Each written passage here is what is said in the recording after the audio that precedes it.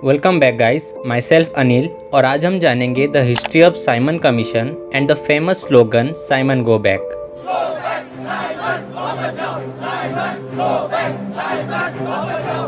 दोस्तों ये कहानी शुरू होती है 1919 से, जब हमारे देश में मोंटेगो चेम्सफोर्ड रिफॉर्म्स को इंट्रोड्यूस किया गया, which is also known as the Government of India Act 1919। इस एक्ट को लाने का मकसद ये था कि ब्रिटिशर्स हमारे देश में सेल्फ गवर्निंग इंस्टीट्यूशंस को इंट्रोड्यूस करना चाहते थे।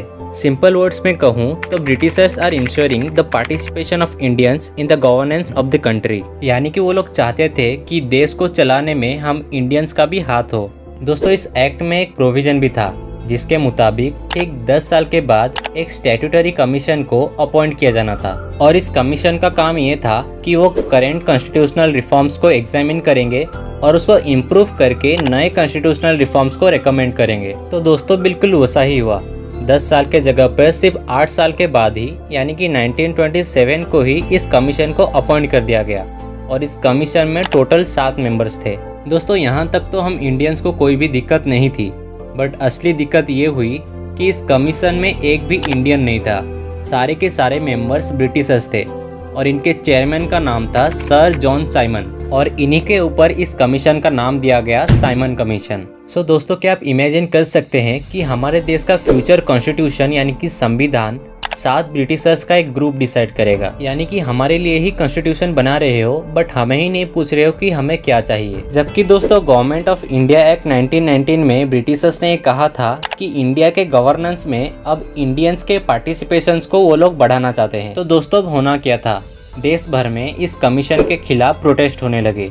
चारों तरफ लोग काले झंडे और साइमन गो बैक इस स्लोगन के साथ इनके खिलाफ प्रोटेस्ट कर रहे थे। दोस्तों जब ये कमीशन 30 अक्टूबर 1928 को लाहौर पहुंची, वहां पर भी इनके खिलाफ एक नॉन वायलेंट प्रोटेस्ट हो रहा था जिसे लाला लाजपत राय जी लीड कर रहे थे। इस प्रोटेस्ट को रोकने के लिए वहां के लोकल पुलिस ने लाठीचार्ज की, जिसमें लाला लाजपत राय जी बहुत ही गंभीर तरीके से इंजर्ड हो गए थे, जिसके कारण कुछ ही दिनों के बाद 17 नवंबर 1928 को उनकी मृत्यु हो गई। तो दोस्तों ये सब होने के बाद ब्रिटिशर्स हमसे ये कहते हैं कि हमारा साइमन कमीशन नए कॉन्स्टिट्यूशनल रिफॉर्म्स को रिकमेंड करने के लिए एक रिपोर्ट बनाएगा, बट अगर आप भी चाहते हैं तो फिर आप भी एक रिपोर्ट बनाइए जो कि एक्सेप्टेबल हो by every class, community and political party of India. और एट दी एंड हम दोनों के रिपोर्ट को साइड बाय साइड रखेंगे और एक फाइनल रिपोर्ट बनाएंगे। तो दोस्तों बिल्कुल वैसा ही हुआ।